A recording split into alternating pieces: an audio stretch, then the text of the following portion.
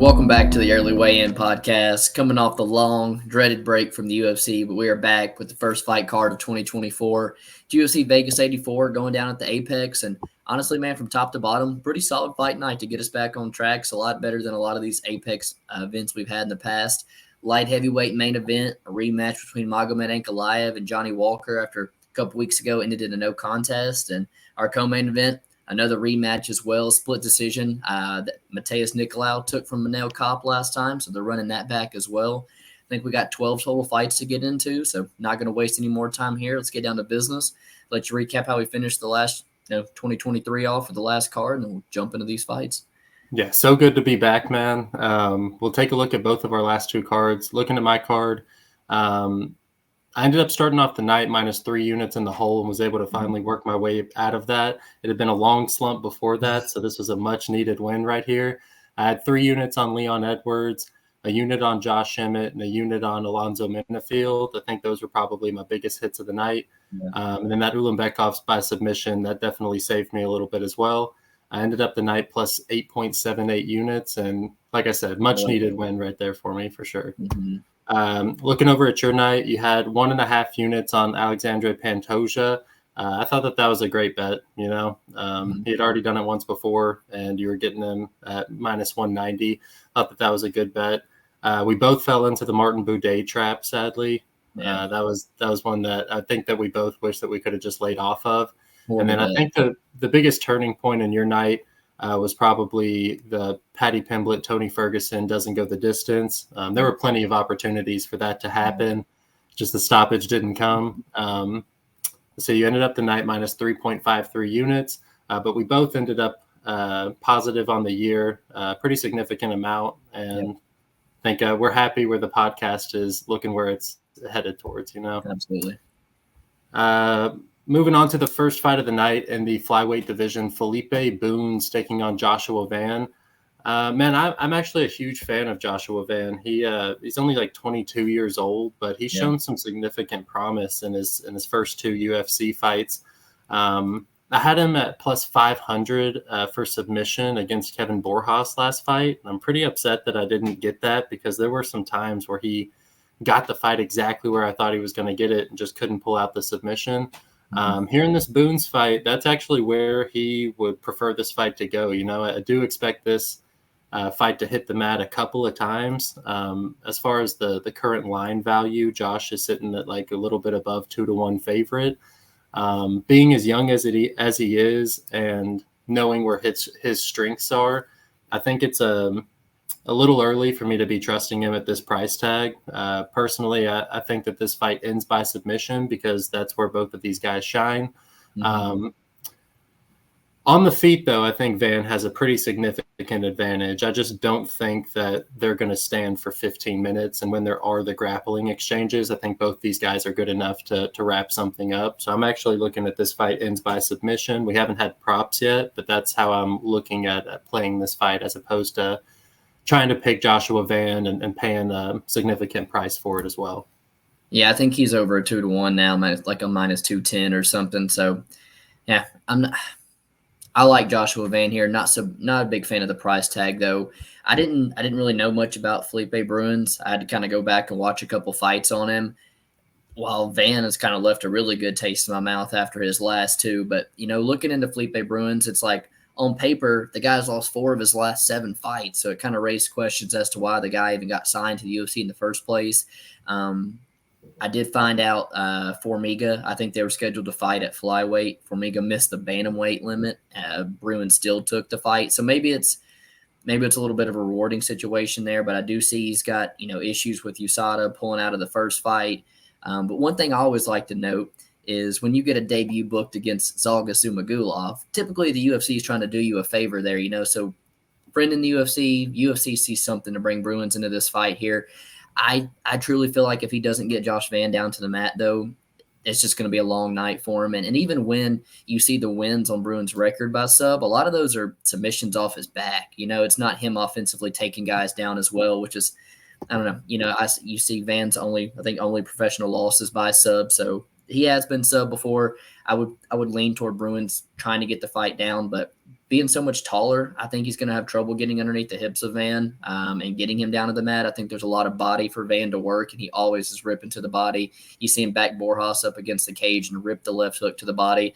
Got a lot of body to hit here on Felipe Bruins. I really like the boxing. And to bring up Zalgas again, Charles Johnson, Jeff Molina, like these guys are going to razor close split decisions with Zalgas, and Joshua Van in his debut at 22 years old on short notice runs away with that fight, in my opinion. He looked really good. So he's left a good taste in my mouth the last two. So it's kind of easier for me to get behind him where the unknowns are with Felipe Bruins. I'm gonna go with Joshua Van with a round 3 finish or by decision. I think maybe the cardio and body shots could take a toll later on in this fight. Moving down or up the card, Tom Nolan versus Nikolas Motta. It seems pretty clear what the UFC is trying to do here in my eyes. Motta's forced to take this quick turnaround fight after the no contest last time out. Motta, just to me, man, he seems like a one-dimensional guy who's hoping he can land a powerful hook on the feet, but there's just not a lot of process behind it. And if he doesn't get the openings, his volume is really, really low. Doesn't seem to be any much of an offensive threat in terms of grappling. Motta is more known for his piss-poor durability. That Manuel Torres knockout was absolutely filthy, dude. And, I thought that was a bad look. Getting picked apart by Trey Ogden for 15 minutes and taken down, submitted in my eyes, that was even worse of a look for him. And now a quick turnaround. Where's the motivation? You got to know the UFC is sending a lamb to be slaughtered here. I'm just kind of hesitant on Nolan because I tried to fade him on Dana White's Contender Series with Bogdangrad. So, I did see holes there for Nolan. And maybe, somebody on the UFC roster is there to exploit those holes. But I just feel like at some point, man, he's going to land on Motta's chin and put him away. So I'm going to go with the heavy favorite, probably a first or second round knockout for Tom Nolan, man. So it's tough for me to back Tom Nolan here, especially at the price tag. I don't think that he has the option of taking this fight to the ground. I mean, Trey Ogden did look good doing it. I'm just not sure. I'm convinced that Nolan has a well-developed game when it comes to getting the fight, or getting his grappling going. He's obviously really, really high caliber on the feet. He's extremely long and big for the division. That being said, I do think that he's going to have, or just like all of his fights, try and have his success standing in the pocket or fighting on the feet. And that's also, Motta, you touched on his durability. Yeah, it's failed him a couple times, but he also does his best work when it's dirty boxing exchanges and he can get in on the inside. And being as small as he is, I think he can generate a lot of power against this taller fighter. And because Nolan hasn't been tested the way I'd like for him to be at this price tag, I actually have Motta money line at plus 270 written down. It's not that I'm going to play it, but it certainly interests me. I like that he, even though it's against Cameron Van Camp, he at least has a UFC win. And, similar frame to Tom Nolan. Yeah. I don't know, dude. I think Motta will have the opportunity to land a kill shot on him. This is another one where it's like, yeah, I'd look at fight ends by knockout. I mean, sometimes you just get some really stupid prices whenever both guys have potential to finish it on the feet or on the ground. And that's how I'm starting to look at a lot of these fights. So Motta by TKO. You got to think his back's up against the wall here, The ref might have saved his job last time out, to be honest with you. So you got to think you're going to get the most motivated version of Motta yet. He's never been afraid to go for it, and that's something that I certainly like. So, like I said, I don't think that the price tag is justified on Nolan here. I'd look at other ways to play this fight. For the sake of this, though, I think I am going to side with Nikolas Motta. I just think he has all the value on his side, so I am going to go with him. I like it. Moving down a weight class to the featherweight division, Westin Wilson taking on Jean Silva. So Jean Silva, I think he came into the Contender Series kind of as a setup fight for Vlahos, who was 11-0. Jean Silva was the underdog in that fight. That being said, Vlahos was only like 21 years old whenever he took that fight. So although he had an impressive 11-0 record, obviously, he still had some things that he could patch up in his game. Jean Silva, extremely athletic. Coming into this fight, it's hard not to see this as another heavy-hitting Brazilian that they're bringing in to just crush Westin Wilson, and the odds certainly suggest that. But Wilson, he does his best work when it's on the feet at range, and I haven't seen a lot of Jean Silva taking it to the ground and doing some work where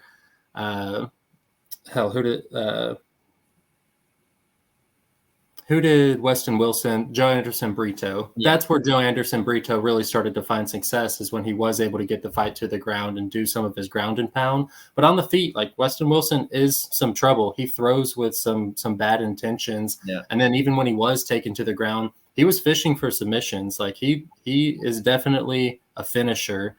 Both these guys show it in their record.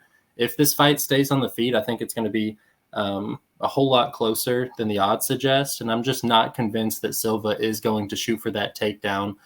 He had the luxury of being able to wait on his back foot in the Vlahos fight, where Vlahos was just pushing the pressure, pushing it, where Westin Wilson takes much more of a Wonder Boy Thompson counter approach to his striking. And so I think that this fight could be a whole lot closer, although I totally see that Westin Wilson is super tall for this division. His chin has been tested in the past. We just saw a Brazilian knock him out. So there's a lot of things working against him. But if Silva, doesn't introduce some of that wrestling, I think that we're looking at a really good fight for a minus 800 versus plus 500, Yeah, it's kind of hard for me as well to ever get behind Jean Silva at a minus 800, but I do kind of seeing it be a little one-way traffic, man. Wilson, for being the karate guy, he doesn't really manage the distance too well. It doesn't protect the chin too well. Yeah, I think he can kind of get backed onto the fence a little bit. I think it spells trouble for, like you said, a very athletic Jean Silva, somebody who pushes the pace and kind of looks to take your head off. I don't really feel like there's many ways to bet this fight, but I just can't get behind Westin Wilson, even at the big underdog odds, man. Looking online, you see him working with some like Gary Tonins and stuff on the mat. He's trying to brush up the ground game. He's already got good striking. I mean, the guy's working to be a better fighter. I don't know. I don't see it with Westin Wilson, man. I think the UFC is trying to set up a Joe Anderson Brito style fight, and as much as I kind of want to fade the minus 800 with no UFC experience, I just can't do it, man. I can't do it. Moving on to a fight that I'm super excited about, man. Farid Basharat versus Taylor Lapilus. This is one of the lines I tweeted out during the break. Tweet literally said I expect these lines to move, and both of them have moved here. So I got an early bet out on Basharat at minus 175, I believe it was. If the fight plays out on the feet, I do think it plays out potentially a little bit closer than where the line sits now. But I think Farid is a legit man. I think he's a legit fighter. I think he's a future top 15. The guy is very young. You see a win over Blackshear, aging greatly. And I just think he's very well-rounded. I think he can do it all. He holds very high fight IQ. And I think he knows he's going to need to get this fight to the mat here to make it really, really easy. I think there's a massive discrepancy on the mat.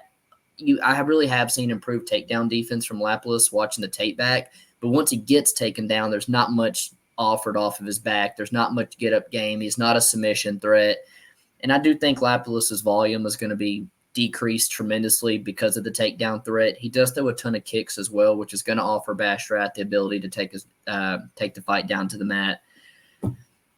I'm not even counting out a world where Basharat gets on top here and gets a finish, man, maybe even with submission. I truly do think there's a massive gap in the ground game, and I like the fight IQ of Basharat to take it there, man. So I got 2 units on Farid at minus 175, and I'm happy where I'm sitting with that bet. So last time Basharat went out there, I hit his submission prop plus 350 over Clidson Rodriguez. I think we both did, yeah. Yeah, I don't know how that couldn't happen again this time. Lapilus, like you said, like if it's on the feet, I actually think he's got a significant advantage over Basharat, but maybe not as significant as Basharat's advantage on the ground. Colin Loughran is not really somebody that I have a ton of, I don't think he has a ton of upside in the UFC. He's got a weird body, not very big for the division. And I actually think that that's where he went wrong in the Lapilus fight. He got him down 2 different times, mounted him both times, and took his back one of the other times. He just wasn't long enough. He has those T-Rex arms. He wasn't long enough to take advantage of those positions, where I think that Farid has a much more measured approach whenever he's on the ground, and he'll slowly inch his way into more advantageous positions. And that's actually where I think that he's able to take advantage of Lapilus. I think he's much better than Loughran at getting the fight to the mat, which is, why I just can't count him out here. That being said, like against Klitzen Rodriguez, I don't think he looked good on the feet, man. I really don't. I thought that he looked like he desperately needed that takedown to be able to win that fight.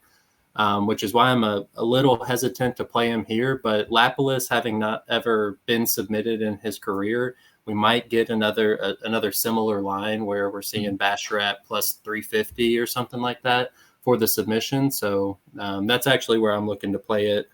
Lapilus plus 250. It's like the only way that he doesn't cover the plus 250 is if he does go out there and get subbed. So I'm kind of looking at like, if the fight stays on the feet, Lapilus plus 250 is going to look like a gift. If it does get to the mat, I don't think that it's going to last for 15 minutes, because Basharat does fish for that submission. And although he hasn't been as successful in the UFC getting those finishes, I think he's starting to settle into his own. And as he moves up in competition, he's going to realize that he needs to get those submissions so that he's not on the feet with a far superior striker later on down the line. I'm taking Basharat by submission. That'll be my final pick. But like I said, I think that there's a lot of upside on the feet for Lapilus. Like he's an actual problem on the feet, and he would be for a lot of fighters. He just hasn't gotten the takedown defense down yet. So Farid Basharat by submission is the pick for me. We'll move up the card to in the same weight class, though, the bantamweight division. Marcus McGhee taking on Gaston Balanos. I'm really rooting for Marcus McGhee here, man. We're in this little fantasy league thing, and he's on my roster. So I do think that he's got the advantages here, not necessarily on the feet, but in athleticism and speed and power. I think that if he wants to, he could probably get this fight to the mat, and that's where he's going to have the most significant advantage. As we saw in Gaston's last fight, I forget who he was fighting, but it seemed like he got taken down a couple of times, and he looked like a fish out of water. Like he wanted the fight to get stood up for inactivity rather than trying to work off of his back and get the fight back up to the feet. That's where I think Marcus could take advantage. But even if it does stay on the feet, like Gaston, that's where he'd prefer it. He is good on the feet. I just don't know if he's going to have a lot for Marcus McGhee, who has got great distance management. Like I said, he uses that athleticism to really just outwork his opponents, land really clean counters, and then he has the power to back it up. So I don't know, dude. I think Marcus McGhee has all the advantages. I'm kind of considering parlaying him, but then on the flip side, it's like he hasn't really proven too much against, I forget, JP Bays and somebody else who wasn't good. Journey Newsome, are his 2 UFC wins, and that doesn't tell me too much, but Balanos is 7-3, so I don't know. And Aaron Phillips, that was his win. Both of these guys, I think I could use a little bit more information on them before I start actually laying money on them, although I'm rooting for old Marcus McGhee to get the finish here and me plus 2 points. Yeah, no action on this one for me. It's honestly one of the tougher fights for me to call. One I'm definitely not passionate on either side. And sitting at the current price tag, I do kind of lean toward the value being on Gaston Balanos here, and it's solely because of the fact that I think Marcus McGhee's number could be inflated just, because of the overperformance in his last 2. Journey Newsome, JP Buys, that's really as low as it gets. And, he's gotten 2 finishes. And a lot of times we see this line kind of get bloated up a little bit. And if he doesn't get the first round knockout or something, I feel like it could play out a little bit closer. He does train at a great gym, man. phenomenal power for the weight class. You don't see bantamweights getting too many TKOs like he does. I do think there's a really good wrestling advantage for him here, like you said as well. Balanos, I was like, here's a guy in Bellator the UFC brought over trying to boost their Canadian roster. I was like, maybe they're trying to get him a win. And it was like, UFC 297 is in Canada next month. Why don't they have him on their card if they're trying to get him a win? So, typically there's an A side in a fight. I feel like the UFC is trying to promote. I don't really see that here. I don't really think the UFC cares how this one plays out. I think 90% or 85% of McGhee's wins are by TKO. Balanos has never been TKO'd in his pro career. So I just feel like if it gets drawn out longer than the JP buys to Journey Moosom, we could have to see a more complete game for Marcus McGhee, one that I don't know if it's there yet to kind of lay the chalk on him. So I don't see the advantages Balanos really has here either. I just feel like the fight could play out a little bit closer than where that line sits at now. I'm still siding with the favorite Marcus McGhee though, man. Preston Parsons taking on Matheus Semelsberger at 170. Preston Parsons is still the underdog here, but I feel like he got an easier matchup. He was scheduled to take on Basil Hawes, who just took on Jack Della Maddalena, and I really think Hawes's ground game was going to negate everything Preston Parsons has. It was just a stylistic, horrible matchup for him, and now he gets someone in Semelsberger where that's the way you beat Semelsberger is to take him down, and that's Preston Parsons' game. Matt Semelsberger does carry real power that he's going to have to worry about. It's the kind of power that can change a fight in terms of knockout. It can swing rounds. But time and time again, you see him get taken down by Fletcher and Wells. And, he's coming off a TKO loss himself. Maybe it makes him a little bit gun shy and also knows the takedowns are coming. And when I look back at Matheus Semelsberger, man, minus Witt, Sano, even Fletcher's kind of been proven to be a gasser at this point after round one. The wins are kind of soft, man. So on short notice here, I can't lay the juice on Matheus Semelsberger. I do feel like he's a guy who, granted he can land the knockdowns and swing rounds, in order to win a decision. But I do feel like a lot of his game is predicated on landing that power shot. A lot of his win conditions inside the distance. And I feel like there could be times where he finds himself on his back here. So, man, I'm still going to side with Matheus Semelsberger, but as far as betting this fight, I feel like this is a good spot to get live. I want to see Matheus Semelsberger defend that first takedown. If he shucks it off with ease, I might try to get in on him. But if Preston Parsons lands that first takedown and there's still dog money sitting on him, I think there could be some value here, man. This is one of these fights where I just kind of like the McGhee and Balanos. I don't really have the cleanest read on it. I'm going to go with Matheus Semelsberger to get the job done. I don't have too much confidence in it, though. Yeah, we kind of see this the same way. I think that the UFC was feeding old Preston Parsons to Basil Hawes. So the reward. Yeah, that makes me exactly, which makes me think that they're not really caring if Preston Parsons wins or loses. And personally, I think that this is a decent fight, like a decent step down in competition for Matheus Semelsberger. Uroš Medic, he came up to 170, but I think he looks pretty good, man. He fills out really well for the weight class. Jeremiah Wells is probably a little bit better than Preston Parsons, and I liken Preston Parsons much more to a AJ Fletcher, Jake Matthews level fighter. And all that being said, I like the athleticism of Semelsberger, the durability, which I guess that's into question now after coming off the KO loss. But out of the available fights at 170 pounds, I'm pretty sure Preston Parsons is one of the better choices for him. For sure. It being only -1, you can get him under -125 right now. I think it's actually a buy low spot for Semelsberger. Had he not been coming into this one on late notice, it'd probably be a bet for me. But I'm okay with laying off this fight, win or lose. Paying juice for the guy that I see as a slight advantage isn't something that I love doing. So I'm definitely cool with just sitting back and seeing how this fight plays out. Okay, moving on to the prelim main event in the heavyweight division, Andre Arlovski taking on Waldo Cortes-Acosta. Arlovski, 44 years old now. He's lower volume. He's found a lot of success in these past few years by slowing those fights down and kind of just outpointing his opponents. But in his last 2 fights, the legendary chin of Andrei Arlovski, it has definitely let him down. In the Marcus Rogerio De Lima fight and in the Dante Mays fight, I think the De Lima fight, it ended up by submission, but it was all set up by a shot that he took on the chin.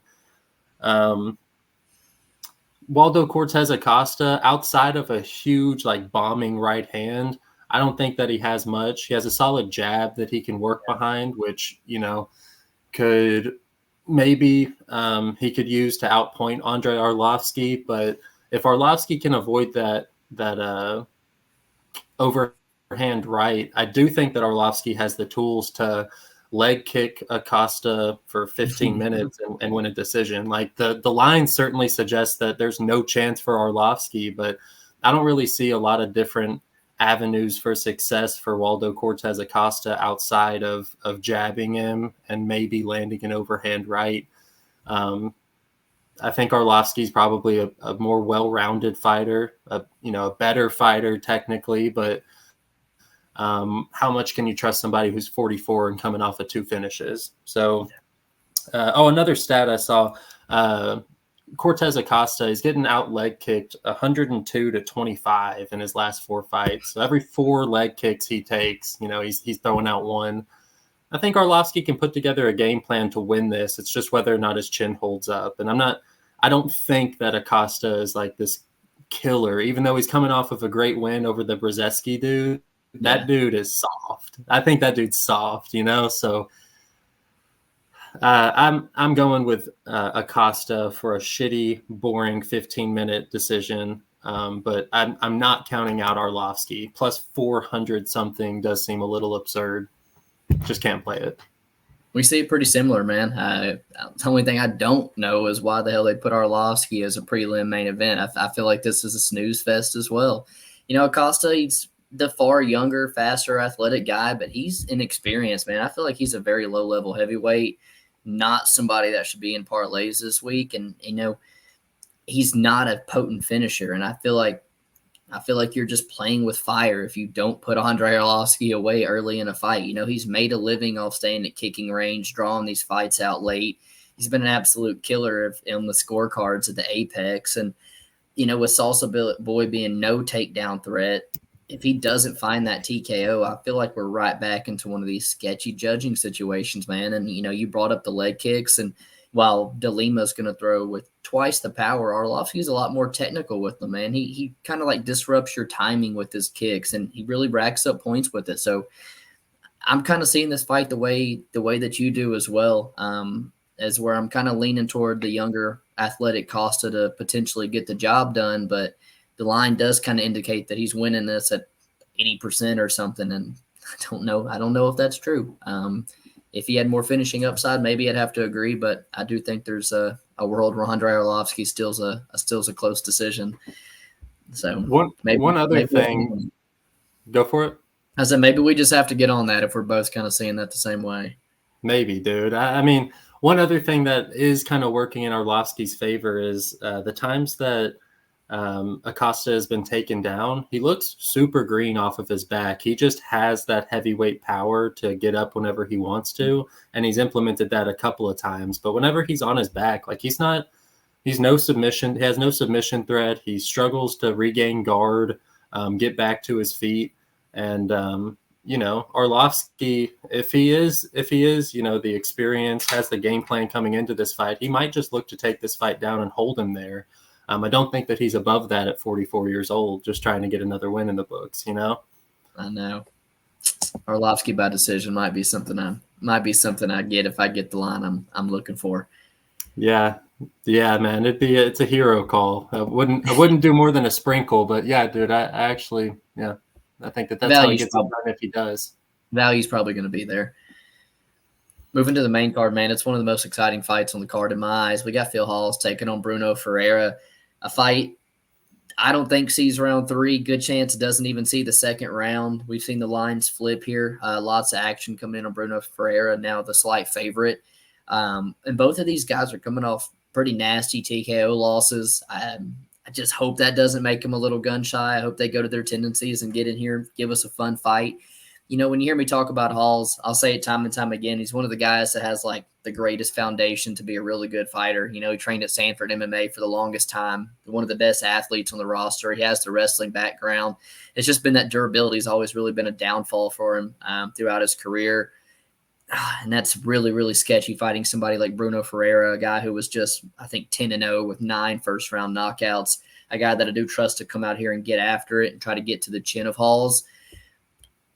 And with Hawes, man, he almost seems like a guy that the UFC knows has durability issues, and kind of seems like the guy, in my eyes, that they try to set up. They've given him a Mavov, they've given him Dolidze, they've given him Alaskarov, they've given him some of their really good middleweight prospects, and here they are, in my opinion, trying to get Bruno Ferriera back on track. Bruno Ferriera was the guy who came in as 10-0, all these knockouts, knocked out RoboCop, in his debut.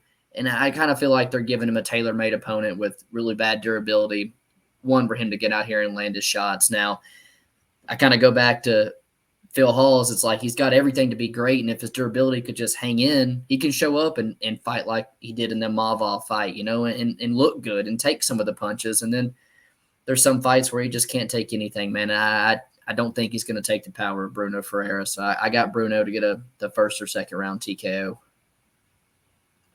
I see it. I see it pretty similar. You just hold Bruno Ferriera at a whole lot higher regard than I do.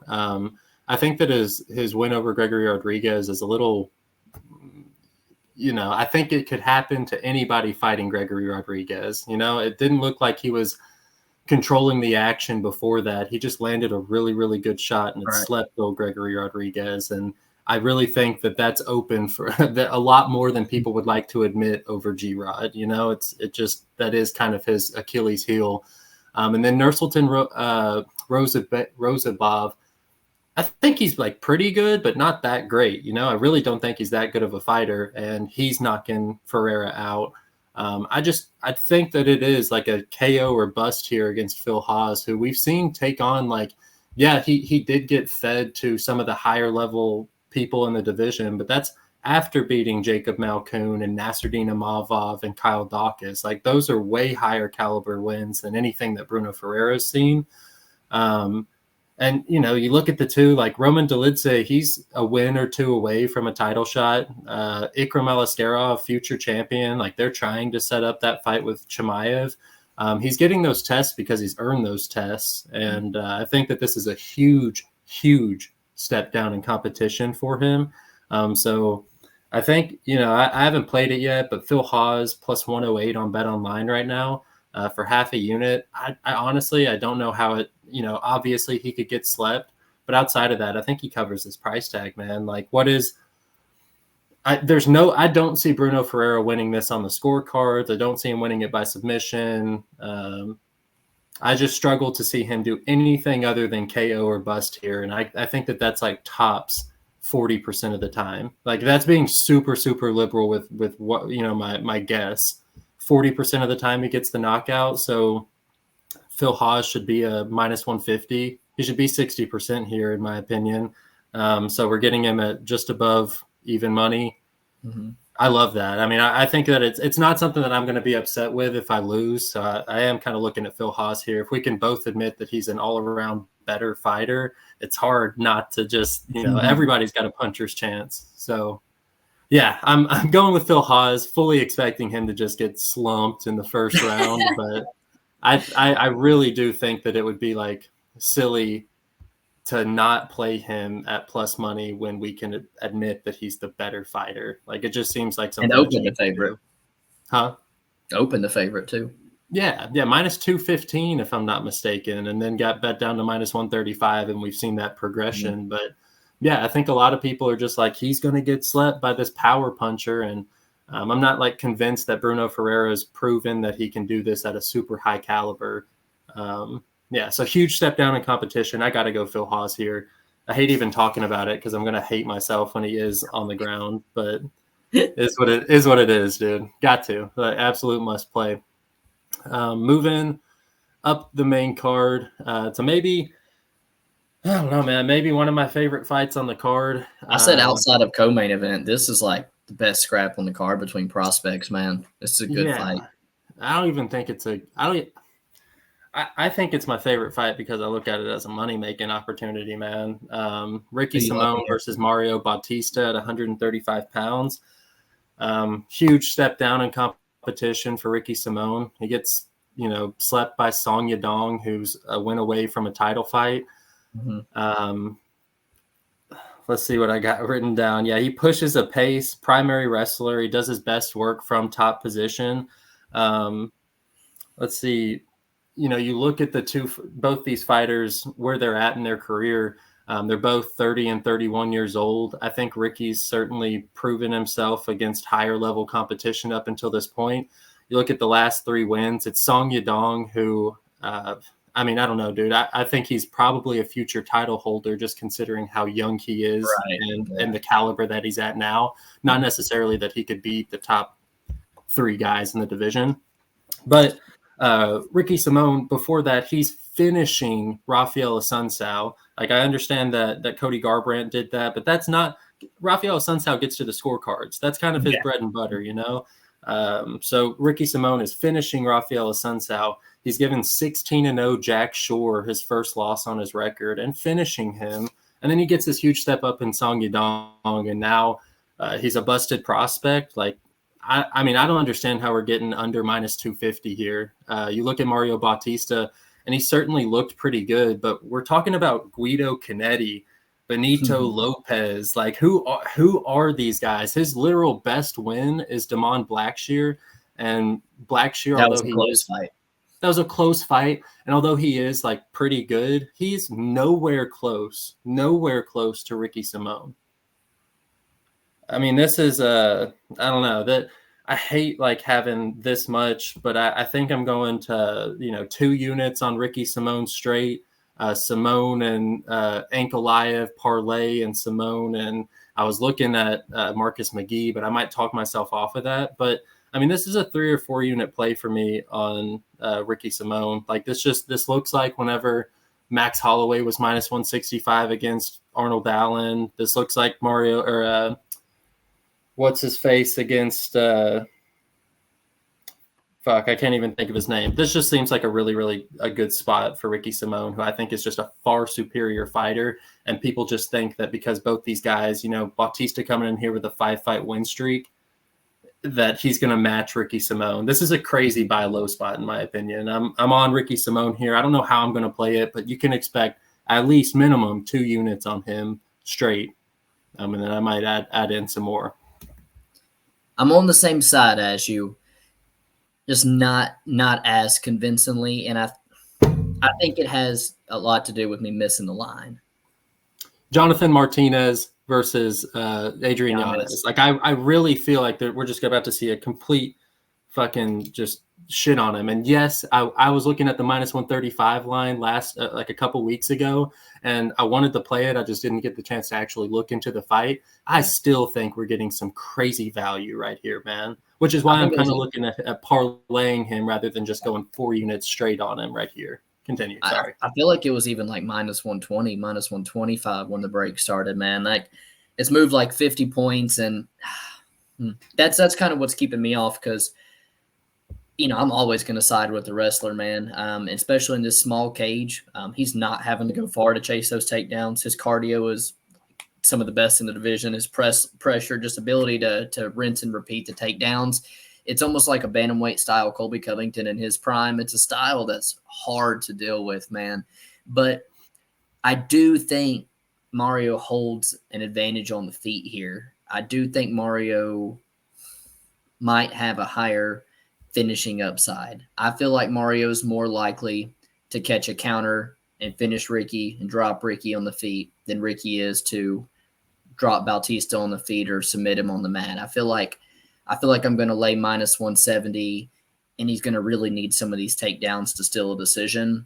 I'm on the Ricky Simón side, man, but as the line's gotten up with the finishing upside on Mario, what I think is a boxing upside for Mario, it's kind of pulling what I think is a little bit of value there, because I do think this is a close fight between prospects, but I really, really like the style of Ricky Simón. That's a style that's easy for me to back. I think he's the better minute winner if it goes to decision.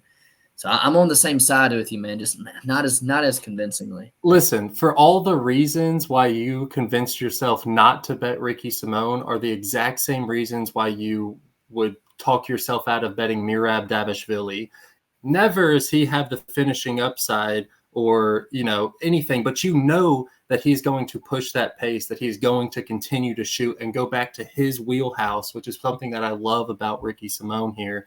He also has a significant strength advantage where I think Song Yadong in that last fight, he was able to negate a lot of the wrestling pressure from Ricky Simone and keep the fight standing where he, like you said, has a significant advantage. I don't think Mario Bautista is strong enough to withstand 15 minutes of constant wrestling pressure. So that's what I'm getting at is just because there might not be a ton of finishing upside for Ricky Simone doesn't mean that he doesn't have the same advantages that Mirab does against the last 10 fights that he's had, Fuck, dude. I would like for you to be on this with me because I rarely feel like this, and I feel pretty dang good about Ricky Simone, dude.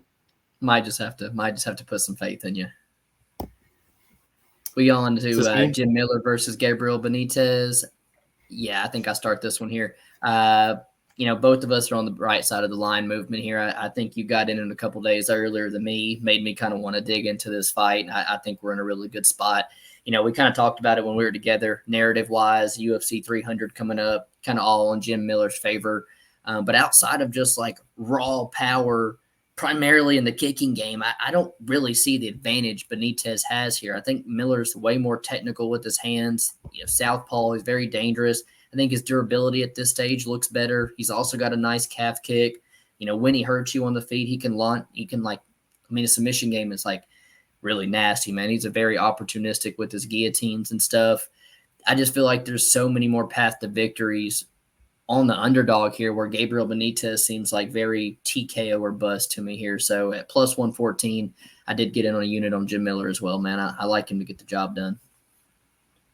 Yeah, dude. I mean, what's his face? Gabriel Benitez, 15 UFC fights, right? He's won 5 or 6 of them. Not a single one as his opponent's still in the UFC. Yeah, the last one was Justin James or something. Yeah, Justin James, Charlie Ontiveros, which he might still technically be in the UFC, but we are all in the agreement that he's not UFC caliber. Humberto Bandone, Jason Knights, and BKFC, Sam Cecilia. I mean, dude, those are super low level. And I'll tell you what, the UFC's putting Jim Miller in on UFC 300, and he's got to win this fight for that to happen. He can't get fucking starched here and UFC 300 happen. In my head, Gabriel Benitez is a kill or be killed type of fighter. He'll leave it all out there, but he sure as hell isn't going to the judges' scorecards if he has anything to say about it.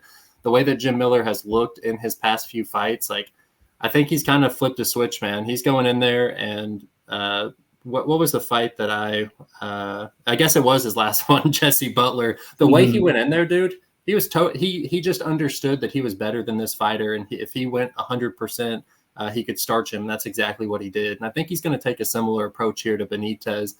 He's a better wrestler. He has better cardio.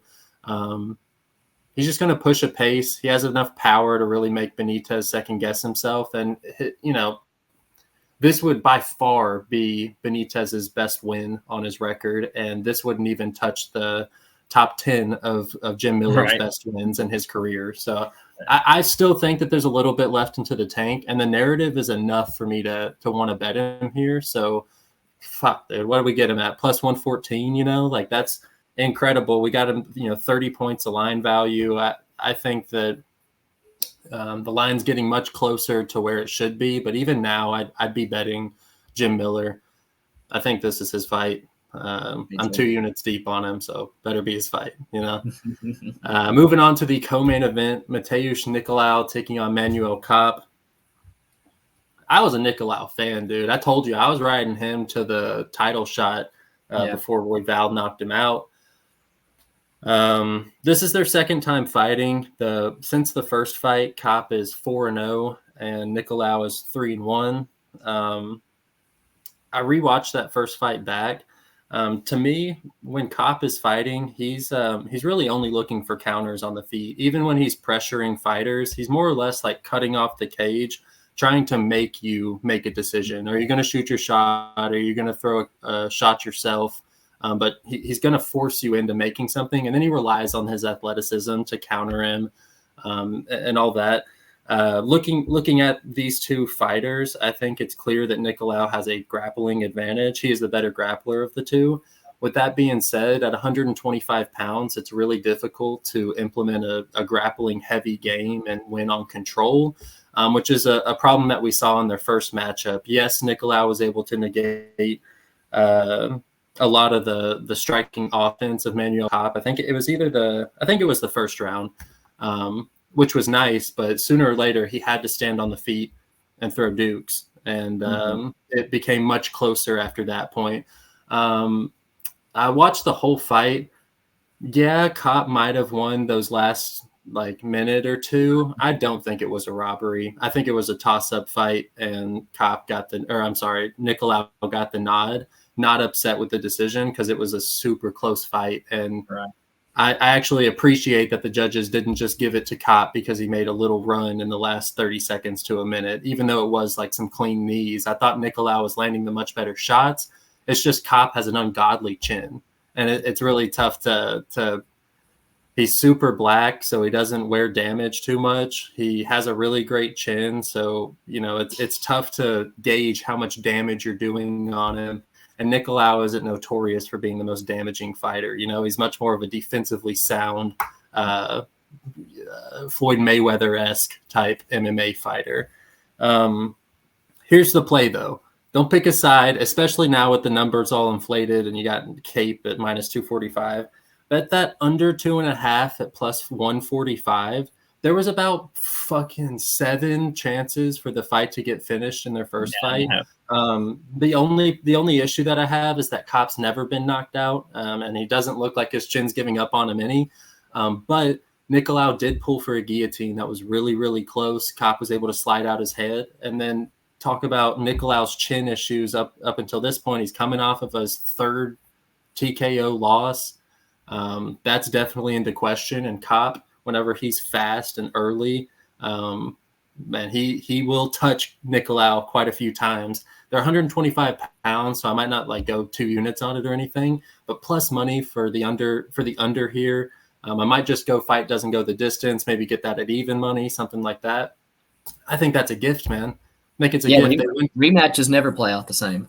They never play out the same. Now, if this one was a quick finish, you could obviously look at it going to decision because they have seen each other. I think Manuel Kape starts it early, tries to get that finish early, and then Nicolau, I don't know, dude. He's kind of a weird one because I don't know what his idea coming into this fight was. He was having some success on the feet, but then Kape started figuring it out. He needed that round of ground control, and I'm not sure that Kape is going to be there to give him minutes on the ground anymore. So I've got Kape in the fight. I think that there's a lot of potential for finishing from both sides here, which is what I'm looking at, as opposed to trying to lay juice on Kape, whether it was the opening line or the current line. I don't really love it because I think that this is a really high level fight, but both these guys have some finish potential. So that's where I'm looking at this. Yeah, I'm pretty sure every single media member gave that fight to Kape. But I was kind of in agreement with you as that was very, very close fight. You almost couldn't be upset with whoever it went to.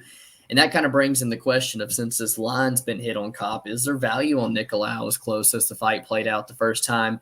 But like I said, rematches typically not playing out the same way. I do think this one goes a little bit different. I think Kape's really starting to tap into his potential, man. Really starting to get comfortable in the octagon with no shoes on. I really think he's not taking so much of round one to we used to say downloading information. That's all he used to do in round one. He would take round one off in so many of his fights. Doesn't really seem to be that way anymore. He seems to be a bit more comfortable. I do think his striking is just on another level, and he holds a lot of the finishing upside in this matchup to me. Nicolau, you said it's a third TK loss at flyweight. It's not ideal. And he wasn't successful with takedowns after round one against Manel Kape. And I feel like that's a testament to Manel Kape maybe getting the read on it, finding the takedowns. I feel like Manel Kape's only gotten better with his takedown defense, and I do feel like if Nicolau doesn't get the fight down to the mat, he really stands a chance of not winning some of these rounds here. So I know Nicolau was just in a number one contender fight and got TKO'd, but it does kind of seem narrative-wise like Manel Kape's the one they're trying to get to the belt right now. They were giving him trying to give him Kai Kart France off of a loss to get to the belt. Now they're giving him Nicolau. They tried to give him Davison Figueiredo. Did they? Yeah. Yeah, so I feel like they're trying to give him guys that are coming off of losses and stuff, but still have a good name to get him to the belt. So I think the UFC likes Kape, and I like him to get the job done too.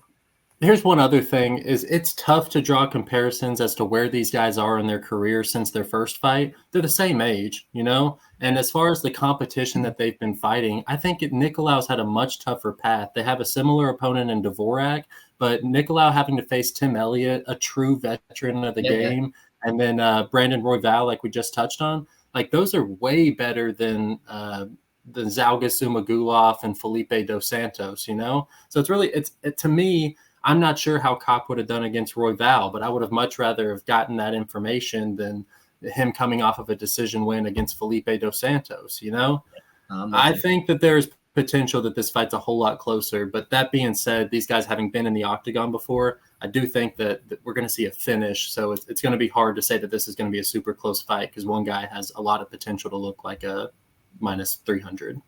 Right. Man, our main event, light heavyweight, taking a big step up. We got Magomed Ankalaev and Johnny Walker. This is a fight where I know clearly who's the better fighter. But dude, man, it's just time and time again. Like, I'm the biggest Magomed supporter, would lay all the chalk in the world on this guy. But the Paul Craig fight, his last fight with Johnny Walker, the Kutilaba fight, Blachowicz, even when it's not his fault, man, there's some type of controversy, lapse in IQ.